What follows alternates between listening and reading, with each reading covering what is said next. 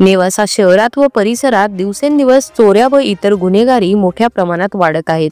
त्यामुळे नागरिकांमध्ये प्रचंड असंतोष व भीतीचे वातावरण निर्माण झाले आहे।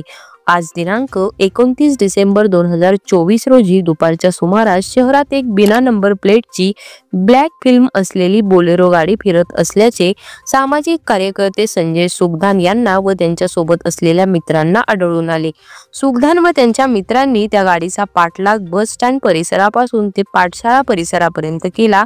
पाठशाळा परिसरात त्यांनी गाडी थांबवली व गाडीत असणाऱ्या एका व्यक्तीकडे चौकशी केली। त्यावेळी त्यांनी सांगितले की ते एसपी साहेबांची माणसे आहेत, परंतु सदरील व्यक्ती ही पोलिसांच्या गणवेशात नसल्यामुळे सुगधान व जमलेल्या नागरिकांना समाधान न झाल्याने त्यांनी सदर व्यक्तीकडे आपण पोलीस असल्याचा पुरावा म्हणजेच ओळखपत्र दाखवण्याची मागणी केली।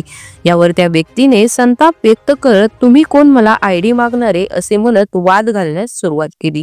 त्यानंतर एका दुसऱ्या गाडीतून एक व्यक्ती उतरून समोर आले व सगळ्या गोष्टींचे गांभीर्य ओळखून त्यांनी तेथे जमा झालेल्या नागरिकांना आपण पोलीस अधिकारी असल्याचे सांगितले व आपल्याकडील आय कार्ड देखील दाखवले। त्यानंतर मग जमलेल्या नागरिकांची व संजय सुगधान यांचा देखील विश्वास बसला। अशा प्रकारे वरिष्ठ अधिकाऱ्यांनी येऊन मध्यस्थी करत हा सर्व प्रकार मिटवला। या सर्व गोंधळात परिसरातील नागरिकांनी मात्र मोठी गर्दी करत हा प्रसंग पाहून आनंद लुटला। या ठिकाणी भरवस्तीमध्ये ही बिगर नंबरची नेम प्लेट आलेली आहे, स्कॉर्पिओ गाडी आलेली आहे। गाडी अंधाधुंदपणे चाललेली असताना आम्ही तिच्या पाठीमागे आलो, पाठलाग केला।